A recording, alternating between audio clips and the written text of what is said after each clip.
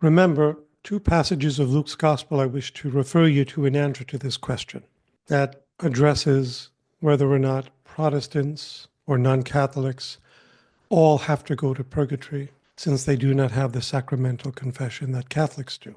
Number one, Luke chapter 12. Number two, Luke chapter 12, 47. Now, first, let's start with chapter 7, verse 48, then we'll go back to 47.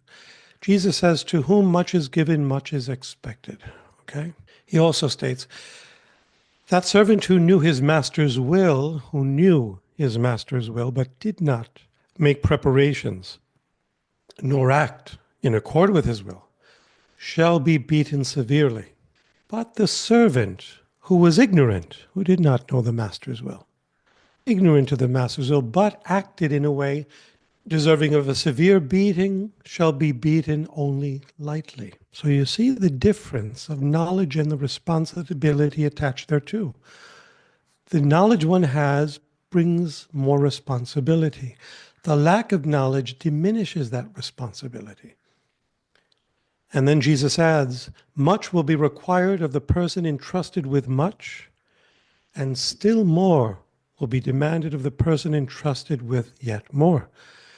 So those who do not have the sacraments, they do not have the knowledge of many of the blessings, spiritual patrimonies the Catholic Church offers, such as devotions, indulgences, sacraments, sacramentals, intercession of the saints. For example, I'll take two devotions. The First Friday devotion, the last of the 12th promise, guarantees eternal salvation to those that observe it.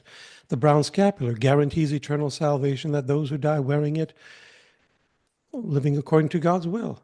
And the list goes on. So those who are not aware, due to no fault of their own, of this rich patrimony of grace will not be held by the same standard of responsibility or adherence thereto as those that are aware of it but neglect it. So we cannot hold, nor does God, Protestants or others that are not even Christian, to the same measure of obedience to the precepts found in the canon laws of East and Western churches, or hold them to the same moral standard as those who know such things and have been exposed to such things and are obliged to uphold such things.